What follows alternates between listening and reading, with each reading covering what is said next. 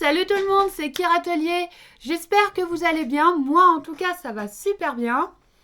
Et attention, il va y en avoir une qui va grimper. Parce que oui, évidemment, j'ai mon chat dans les pattes depuis tout à l'heure. Voilà. Et il faut savoir qu'il est midi quand je tourne cette vidéo et que madame a faim. Donc il est possible que vous l'entendez miauler. Hein, voilà. Voilà, fais coucou à la caméra. Ouais, non, c'est pas vraiment son délire. Donc voilà, il est possible que vous l'entendiez miauler et passer du coup devant la caméra. Bon, je l'ai reposée par terre, mais dans 5 minutes, elle est remontée sur le bureau. Il faut savoir que elle ne se gêne pas pour grimper sur le bureau, donc voilà. Tout simplement, là, voilà, madame a faim, donc c'est sûr que dans 5 minutes, 5-10 minutes, elle est refourrée sur le bureau. Donc aujourd'hui, comme vous l'avez vu dans le titre, hein, tout simplement, ce sera une vidéo un petit peu... Ça fait un petit moment que j'en ai fait, alors je sais que c'est pas votre spécialité, mais j'ai réussi à prendre le temps pour lire du moins une série, donc c'est une petite série en 3 tomes, et du coup, je vais vous faire une vidéo découverte sur cette série, donc cette série c'est La romancière et le mercenaire, donc voilà, donc j'ai réussi à finir cette série... Mine de rien, les tomes étaient quand même sacrément épais hein, par rapport, on va reprendre à un tome, on va dire classique. Voilà, donc on voit quand même que les tomes sont un peu plus épais. J'ai mis le temps pour les lire parce que c'est pas un sujet non plus qui me passionne. Hein, voilà, donc ça parle surtout, on va dire, de l'indépendance des États-Unis. Donc j'avoue que à moins d'y vivre, moi ça me passionne, mais alors clairement pas. Notamment tout ce qui est comme les les guerres mondiales et tout ça. C'est pas un sujet très réjouissant. Bon malheureusement, ça fait partie de l'histoire. Mais moi j'ai un peu de mal avec ça. Je suis pas vraiment fan de l'histoire. Je suis plus géographie que histoire, mais bon. Donc j'avoue, j'ai mis un peu plus de temps pour les lire qu'un livre classique. Mais je l'ai fait, donc je peux enfin vous en parler. Alors, il faut juste savoir que dans cette vidéo, forcément, comme c'est une découverte manga, il y aura du spoil. Hein, voilà, donc si vous voulez pas être spoilé, vous passez la vidéo, vous passez à une autre vidéo, évidemment. Parce que, évidemment, je peux que parler de l'histoire. Alors, c'est une série, du coup, donc voilà, qui se termine, du coup, en 3 tomes. Hein, elle est finie. J'avoue que, pour une fois, c'est une série que j'ai bien aimé la fin. Bon, c'est pas une fin non plus historique ni mémorable, mais pour ma part, moi qui ai tendance à ne pas aimer les fins de manga, et là, pour le coup, j'ai bien aimé cette fin de manga. Et oui, j'avoue, j'ai été étonnée, je l'ai même été, je vais y arriver. J'ai été en parler du coup aussi à ma sœur et elle m'a dit, c'est vrai que oui, pour une fois, ils ont fait une fin de manga bien. Voilà, parce que c'est vrai que les fins où il faut imaginer la suite, ou les fins que moi j'imaginais autre chose et au final c'est pas ça, j'avoue que j'ai beaucoup de mal à m'y faire. Et tandis que là, pour le coup, la fin était super bien, donc j'ai vraiment bien aimé la fin. Pour l'histoire était super bien. Il y a juste un passage qui m'a dérangée, parce qu'en fait on parle de... Alors j'avoue que je suis vraiment pas fan de ce genre de truc, peu importe le sujet, hein. Je n'aime pas ça. C'est le passage, en fait il y a un passage où ils viennent d'un autre monde et ils atterrissent sur Terre. Oui, je sais, tu as faim. Voilà, donc ça je vous l'avais dit. 5 minutes après, la chatte est revenue parce que madame a faim. Donc voilà. Et du coup, pour en revenir, voilà, donc en fait ils atterrissent sur une planète. Voilà, ils viennent d'un autre monde et tout pour changer le destin. Voilà, alors j'avoue que je suis vraiment pas fan de ce genre de choses. Ça, voilà, ça, de toute façon, je vous l'ai toujours dit, hein, j'aime pas ça. Bon, ma foi, dans l'histoire, on n'en parle que elle est peut-être une dizaine de pages, donc c'est vraiment très peu comparé, voilà, à tout ce qu'il y a dans l'histoire. Donc, c'est bien aussi. On parle aussi d'un élixir d'immortalité. Alors j'avoue que je suis pas non plus fan de ce genre de choses, mais dans l'histoire, personnellement, c'était hyper bien tourné, j'ai vraiment adoré. Donc voilà, entre guillemets, l'histoire que ce que vous allez grosso modo retrouver, de ce que, on va dire, grosso modo, ce qu'on retient facilement. Après, dans l'histoire, donc on va surtout parler en fait donc de Vald et de Sword. Voilà, alors désolée si je le prononce pas forcément correctement, parce que j'avoue qu'ils sont des noms un peu à la mort le moineux, hein, voilà. Et en fait, donc, Vald, alors voilà, désolée, hein, moi je le prononcerai comme ça, je sais pas si vous le prononcerez comme ça aussi, bon, moi ça sera comme ça. Pour le coup, en fait, on va suivre donc cette fille qui est une romancière et qui a décidé d'aller explorer les montagnes de Maleficio, qui abriteraient en fait une cité perdue. Et lui, donc, Sword, lui, il est mercenaire. Et en tant que mercenaire, en fait, Vald l'a engagé pour pouvoir l'accompagner et la protéger en cas de problème. Donc, j'avoue qu'entre guillemets, ils se sont bien trouvés parce que elle est quand même hyper intelligente. Elle est très loin d'être débile, mais alors vraiment loin. Hein, voilà, elle a passé sa vie à lire des livres. Elle a toute une histoire aussi à côté. Je vous rassure, on apprend son histoire dans les tomes. Lui, c'est pareil, il a son histoire à côté. Et son histoire, j'ai bien aimé parce qu'on l'apprend aussi dans les tomes. Oui, je sais, tu as faim. Oui, oui. Oh, voilà, donc voilà. Si vous l'entendez, sachez que c'est un chat qui miaule H24. Hein, voilà, donc d'habitude, c'est vrai que d'habitude, vous ne l'entendez pas, tout simplement parce qu'en fait, je la renferme de l'autre côté. Sauf que là, en fait, il est midi et je fais ma vidéo un peu en vitesse. Et sauf que, voilà, je n'ai pas eu le temps de fermer la porte. Donc, madame, du coup, est là. Bon, d'un côté, c'est pas plus mal non plus parce qu'elle est contente, elle me voit, elle est, voilà. Mais moi, elle a tendance à me casser les oreilles. Ah ouais, donc si vous l'entendez, même si elle est au loin, elle miaule en fait tellement fort qu'on a l'impression que c'est un bébé qui pleure. Voilà, en fait, elle miaule très très fort et au bout d'un moment, ça peut être agaçant. Donc c'est pour ça que vous ne l'entendez pas en fait tout le temps, que vous ne la voyez pas non plus tout le temps, parce que je ne peux pas me le permettre. Hein. Voilà, madame est quand même assez âgée, elle miaule très fort, elle miaule H24. Et une vidéo avec que elle en vidéo, je suis pas sûre que vous appréciez non plus. Pour en revenir, donc du coup, nous suivons donc Vald et Sword. Donc dans ce tome-là, en fait, ils ont une rencontre quand même assez atypique, hein, voilà, donc disons-le clairement, dès leur rencontre, ils ne peuvent pas se voir. Voilà, parce qu'elle se fait voler sa valise, lui, forcément poursuit le voleur, il récupère la valise, sauf que la valise finit dans l'eau. Enfin voilà, ils s'engueulent entre guillemets tous les deux. Enfin voilà, il se passe toute une scène dès le départ. J'ai trouvé ça mais alors adorable. Après, nous partons. En fait, nous avons un copain de Sword, enfin un ex-mercenaire, parce que c'est à l'époque, du coup, comme je vous l'ai dit, de l'indépendance des États-Unis. Donc, tout ce qui est mercenaires, armes à feu, tout ça est entre guillemets banni. Bon, je sais qu'au jour d'aujourd'hui, les armes à feu ne sont pas bannies de l'Amérique, hein, ça je ne le nie pas. Mais dans le livre, si. Voilà. Donc, en fait, il a un ex-compagnon mercenaire qui lui dit écoute, il y a quelqu'un qui recherche du boulot. Si tu veux, je peux te la présenter et tu auras un boulot pendant quelques temps. Lui, il accepte. Elle, évidemment, quand ils se recroisent, évidemment, elle n'est pas d'accord. Elle dit non, mais vous n'avez pas quelqu'un d'autre, je ne veux pas de lui. Enfin voilà, vous imaginez déjà l'histoire. Et ce n'est pas tout, ils finissent quand même par partir ensemble, donc du coup, aux montagnes de Maleficio. Donc elle, c'est là qu'elle a décidé d'aller. Lui finit par l'accompagner un peu à contre-cœur parce qu'il a besoin d'argent, mais il n'a aucune envie d'y retourner.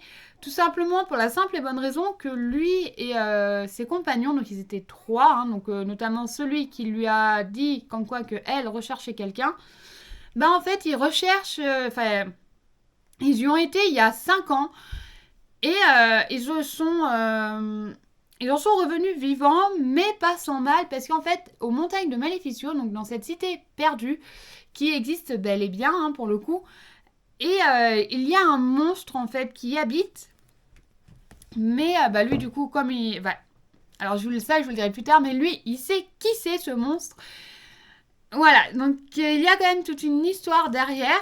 Alors ça, ce n'est que le début, hein, parce que dans le tome 2, évidemment, on a un méchant qui arrive, hein, évidemment. Tant qu'à faire, on va pas que se balader. Et ce méchant, est-ce qu'on le voit? Ah, on doit le voir dans le tome 1. On le voit dans le tome 1, mais on ne sait pas exactement que c'est un méchant. Alors, est-ce que je vais pouvoir... Oui, alors voilà. Le méchant, c'est ce monsieur-là. Voilà, donc je vous le montre. Donc là, voilà, hein, il a un grand sourire, tout ça. Il faut savoir que c'est un... Alors, c'est un prêtre. Ouais, enfin voilà, c'est quelqu'un de l'église. Et c'est lui qui a décidé de mettre fin au règne des mercenaires. Voilà, donc pour lui, il veut un monde... on va dire pas de paix, mais pas de baston non plus. Il veut un monde entre les deux. Enfin voilà, c'est un mec un peu idiot. Il tient aussi d'une lignée complètement tyrannique. Donc enfin voilà, ça vous le découvrez au fur et à mesure dans l'histoire. Et du coup, bah, dans ce tome 2, nous arrivons dans une ville. Alors, ne demandez pas le nom, je l'ai oublié. Voilà.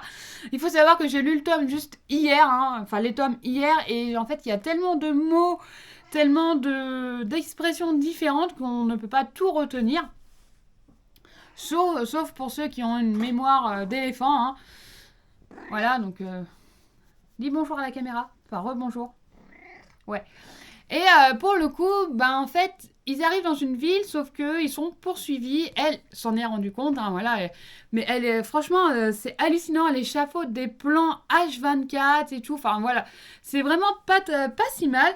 À la fin, ils arrivent quand même aux montagnes du coup maléfiques. Et ils arrivent du coup à cette cité perdue. Non pas sans mal. Donc du coup, bah, dans ce tome 3 se déroule tout, entre guillemets, principalement l'intrigue de cette histoire. Nous apprenons aussi donc du coup que Sword vient bien de cette cité perdue, qu'il est parti de là il y a une dizaine d'années. Oui, je sais. Tu as faim. Voilà, alors si vous la voyez passer, bon, peut-être l'empêcher aussi de temps en temps parce que passer devant la caméra ça va bien, mais j'ai pas que ça non plus à faire. Et en fait, donc du coup nous apprenons que Sword est entre guillemets immortel parce qu'il ne peut pas mourir mais il continue de vieillir. Donc voilà. Donc elle, voilà, donc en fait, lui à la base ne s'appelle pas Sword, il s'appelle Arthur 12. Et en fait, le monstre qu'il y a du coup dans cette cité perdue est normalement Arthur 12 parce qu'il y a... Alors ils ont retrouvé des écrits, mais il n'y a aucune trace de lui, donc ils supposent que ce monstre dans ces montagnes est lui, sauf qu'en fait pas du tout. C'est la fille dont il est tombé amoureux il y a une quinzaine d'années. Et bah, malheureusement, c'est que en fait, les adultes ont fait pas mal d'expériences. C'est d'ailleurs pour ça que lui est devenu immortel. Et bah, malheureusement, il s'est passé quand même quelque chose. Hein. Je vais pas non plus tout vous dire. Je vous laisserai le découvrir. Il s'est passé quelque chose et bah, du coup, c'est les enfants qui vivaient dans cette cité sont tous devenus des monstres. Ah bon, après, il y a eu autre chose hein, à côté. Ça, je ne vous le dirai pas. Je vous laisserai le découvrir. Pour ma part, j'avoue que... Alors oui, ça a été quand même compliqué de la lire, hein, comme je vous le disais, parce que bah, ça se passe quand même aux États-Unis. Je ne connais pas les États-Unis plus que ça, à part de nom. Non, tu ne passes pas devant la caméra, je t'ai dit. Oui, t'es mignonne, mais pas devant la caméra. Donc pour ma part, voilà, cette série, j'ai bien aimé la lire. J'ai mis le temps. Je crois que ce tome-là, le dernier tome, le tome 3, j'ai dû mettre 2 heures à le lire. Parce que ce n'est pas un sujet qui me passionne. Et en plus, dans ce tome-là, bah, comme je vous le disais au départ, hein, on parle de personnes venant d'un autre monde qui seraient atterries dans ce monde-là. Enfin voilà, il se passe quand même pas mal de choses. Personnellement, si vous avez le temps et l'argent aussi, hein, parce que je sais qu'au jour d'aujourd'hui, des mangas, c'est pas donné non plus. Je vous invite à prendre cette série. Donc voilà, c'est une toute petite série. Il n'y a que 3 tomes. Elle est terminée. J'avoue que même la fin, j'ai été agréablement surprise. Hein. Bah, comme je vous le disais de toute façon au tout début de cette vidéo. Alors non, ça ne se mange pas. Ce n'est pas non plus fait pour faire ses dents. C'est des mangas et ça se lit. Et toi, tu sais pas lire. Donc voilà, moi je vous invite du coup à la découvrir. Pour ceux qui l'ont découverte, bah, dites-moi en commentaire ce que vous en avez pensé. Hein. Ça peut être... je sais qu'on peut avoir un sujet complètement différent. Il y en a qui peuvent avoir adoré cette série, d'autres, dès le premier tome, bah non, j'ai trouvé ça complètement ridicule. Hein, voilà, c'est vous avez le droit. Hein, moi, je ne juge pas là-dessus. Alors aujourd'hui, vous avez la chance de voir le chat. Hein, voilà.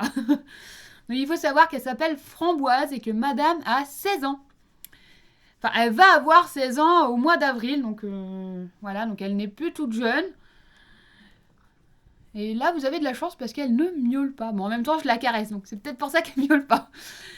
Donc, bon, voilà, moi je vous invite du coup à découvrir cette série. Voilà, donc c'est vrai que c'est... Alors, certes, hein, c'est quand même, je crois, pas loin de 9 € le tome. C'est de chez Doki Doki, c'est un seinen, ce n'est pas à mettre dans les mains des enfants. Même si pour ma part, il n'y a pas de scène plus violent que ça par rapport, on va dire, à un Fairy Tail ou un One Piece. Hein, voilà. Bon, il y a quand même des scènes à ne pas mettre dans les mains des enfants. De toute façon, vous allez me dire, dans un One Piece ou dans un Naruto, Fairy Tail ou tout ça, pour ma part, il y a des scènes à ne pas mettre dans les mains des enfants, mais bon. Chacun sa version. Donc moi, voilà, je vous invite du coup à connaître cette série.